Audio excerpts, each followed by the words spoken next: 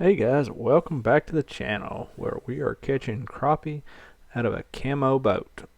And boy, the last couple weeks has been crazy. We've went from snow and ice to it finally thawed out, but it was muddy, and then we had torrential flooding, and all the lakes come up like 30 feet.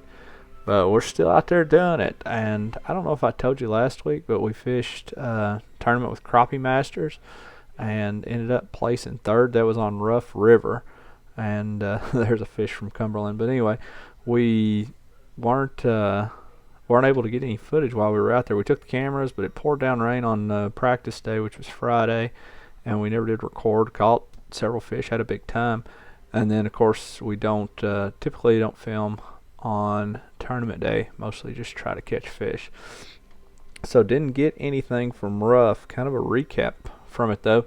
Catching fish in anywhere from 8 to 6 foot of water and catching them right off the top of the water. I think I caught a couple down low, but the visibility was just horrible. I think had some people actually watch me catch the last fish that I weighed. I ended up culling with it, and it was actually closer to the bottom, probably 12 feet, and actually presented the bait, almost touched the fish with the bait like 3 times. Yeah, 3 times. And then on the fourth time of presenting the bait to the fish, it saw it and was able to get it to bite. But went to Cumberland the last 2 days. Took camera, prepared to film, and it was just tough. It was just tough, which don't have a lot of experience on Cumberland, and I fished completely new water. Had never seen it before, didn't know anything about it, and I found a few fish on Friday right at the end of the day and caught them. Of course, no camera rolling, and then went back today on Saturday to film and done filmed for a couple hours and only caught one fish. It was tough. So this here is kind of a recap of last week's video. Luckily, I only used about half the footage that I had from last week and was able to save over. So I actually have some fresh, brand new. You hadn't seen fish catches. Of course, in fast forward mode, this here you'd already seen that, but got the second half of that fishing trip from last week and caught some good fish. Was able to finish out the limit. So that's what we're going to be talking about today and going through is just once again some more just finding single fish and tracking them down and catching them. This particular instance here got the signature there at about 14 feet. It's coming up. You see my pole and everything is out. Got my bait down there, and I'm just gonna come up over top of this fish and boom. Like as soon it was pretty easy there. As soon as it was presented to it, it was like, hey, I want to eat that. So it come up there and got a bite. So that's awesome. The reason why I don't have any sound from the second half of this video is because I like to listen to the radio when I fish. I tell a lot of people that come up to me, they're like, what are they hitting? I'm like, I don't know, but they love this country music. A lot of times I just put something on the radio and I'll just listen to it. But YouTube does not like you having the radio on. Something about copyrights to music. I understand that. I mean, if I spent all this time, all this effort to make a song, I wouldn't want people ripping it off. But I think it's kind of crazy whenever I pay my Apple subscription and people have radios that I'm not using your music to try to promote my video. I'm just simply listening to it while I'm on my boat, and now I can't have any audio because of that. But that's neither here nor there. Still okay. I'm gonna listen to the radio when I fish, and you'll just have to listen to me talk on these videos. That's okay, because then I get to explain everything to you. But very similar. I mean, there's no structure around there, and I found one fish, and I'm like, hey, and he's actually moving, because you see the arc of my line, how far back it is. Of course, I slow down, it starts swinging pendulum forward, but boom, there goes the dynamite. There's the fish. Not a monster. I can't remember. I think that one measured out to 9 inches. I think most of them that I showed you, because I think I weeded out all the real short fish in these videos. I think I weeded them out and didn't show them, because I do know there was a couple short videos of where there wasn't a fish. So here on this one here, I kind of zoomed out because I knew this tree was coming up, so I zoomed out so that I could find it. You can see there's definitely some crappie sitting in there, and on this particular tree, a lot of times back in the summer, I'd catch a bass off of it. So it's an old structure, I believe. I believe it was probably there when they flooded the lake. I'm not 100% sure because I wasn't around when they flooded it.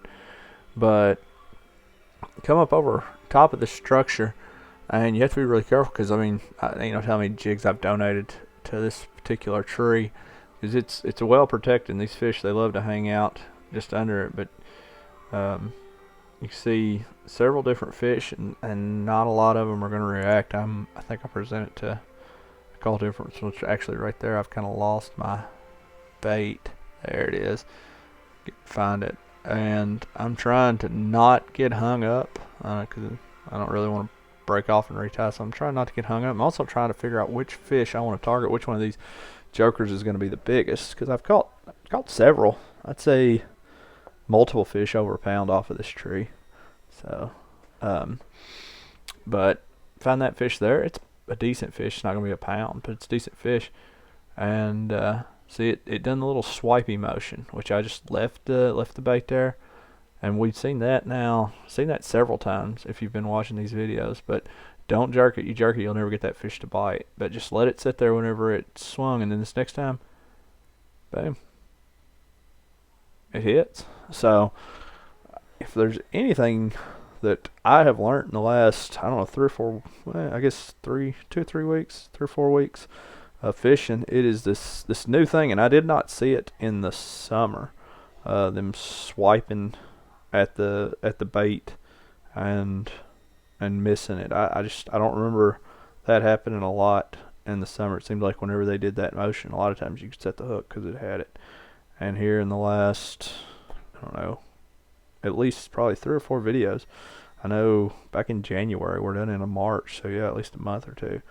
I would be fishing and see them act. You know, you'd think you'd have it, but you just let it sit still. You don't feel anything, let it sit still. Here, a lot of crappie here, which is very refreshing after spending the last couple days on Cumberland and not seeing the crappie, at least like what you do here at Green. But got this some structure, and I believe, like I said, I think this is kind of like that tree. I think it's old structure. I don't think this is anything that's fell down or blew in. I kind of feel like this is some older laydowns, just big hardwood laydowns, and these fish love it. They congregate to it, which you don't see a whole lot of big fish, but definitely some good crappie in there. A lot of times what I'm doing is I've got my bait there, but I'm also looking maybe just not at exactly my bait, but at other areas. I'm trying to see maybe a fish that I want to target that's a little bit bigger. And like, I think, I can't remember exactly on this video, but I'm thinking that you look out in the fork. Looks like there was a pretty good fish. And then a couple of them laying down below that tree are not like tournament fish, but definitely eating fish. You can definitely see a little bit bigger signature. But I'm just gonna, a slow presentation, because I mean we're looking at 35-degree water, so not real aggressive. Down there, he comes up there. Let's see if he eats it. I kind of dip it down in amongst all of them. And I think he's the one that's got the attention. Yep, he kind of sucked it in there. We just pulled him up. Actually, not a bad little fish. Definitely another box fish. And caught that one. But yeah, so I went from on Rough River having it zoomed in to like I think most of the time I was running like 10 or 15 foot depth on my Livescope, and then that was a week ago on Saturday, and I didn't get to fish any during the week, which I think we had like 5.5 inches of rain. And that, of course, I think Green River Lake went up 30 feet. I think Cumberland 20 some feet. I didn't check Dale, but reports are it is muddy. All right, this one here, definitely want to talk about this fish catch here because it's gonna be a good fish, especially for green. I see a fish right there that I want to target, which is not going to be the one that I'm going to catch, but I've dropped down to it and I present it to that fish. Come kind of right over top of it, and which my trolling motor's turned to the right, and he never did turn, but I see this bigger signature here, and I'm like, hey, I'm going to see what happens with it. Well, the wind is blowing into my face. The fish is swimming back down the bank. So I just let the wind blow me, and you can see how that line is stretched out. So I just let it blow, and I get that right over top of it, thinking, hey, I'll present it to it. And I kind of feel like I got his attention, but not enough that he, is going to zoom up to it. So I bumped the trolling motor to kind of catch me back up to the fish, and then see, I'm going to take a couple steps. I'm going to get my pole and line back up there closer to it. And this whole time you can see the waves from the lake.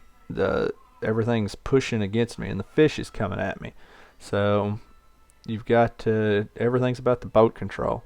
But I keep that bait right there, and then once it gets to right here, I tell, let's see, about right there, I believe I've got the fish's attention, especially whenever you see him kind of turn there. So I don't do anything because I don't want to scare the fish. So that's why you see everything kind of go out, and I lose everything. Well, I try to turn it, and then boom, I feel the pressure. I just go ahead and set the hook, and I think it's definitely the biggest fish of the day. And I was tickled, to say the least. I can't remember what that one went. I think it went 1.4. I think it's what that one went, because the day before that I caught a 1.6. So yeah, which I didn't get on camera. I was just out. I had like an hour and a half before. I had an hour and a half, I think, after work, and I just wanted to go fishing. Can't remember what was going on, but I just wanted to go fishing. So I went like an hour and a half after work and got out there, and I think I had like a 1.6 and then two other ones that were over a pound. Oh, I was trying out my boat because it acted like it hadn't wanted to crank with all the cold and everything. I think I changed the oil and the boat didn't want to crank. So that was what that was. So I just took it out there to crank it and went fishing. Here, once again, got some of these fish that are around this structure, and which was a little different down there. He hit it. Actually, he was on it before I even knew what was going on. But yeah, there was fish that was holding to that structure. But what I had been doing, where I've been kind of targeting these single fish, is I'd go places where I knew there was structure, but I wouldn't look in the structure because the fish wasn't in the structure. I would just go kind of make big circles around it and zoom out until I could find those singles and target those individual fish. And sometimes there would be fish in the structure. I mean, there's fish on this here. Most of them are a lot smaller than what we want, but it looks like there's one or two good ones. Maybe another one up under the fork there a little bit. You can see it moving a little bit. That there looks like a, and you also have to kind of have to pan it around.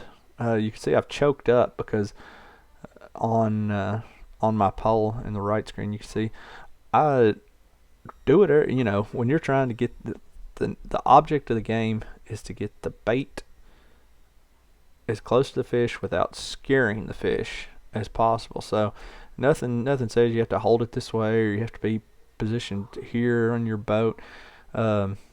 Be inventive. All you have to do is get that bait in front of that fish. So I hope these videos are helping you. Here's kind of like a little spoiler. Got some measurements there. Leave us some comments. What do you think those are for? Hopefully we'll be telling you next week. I'm gonna I'm gonna leave you here with a throwback. It's almost time to be bass fishing, so there's a throwback to bass fishing. Thanks for watching. I thought this was a good fish, and then I got this one here. Both of them dandies.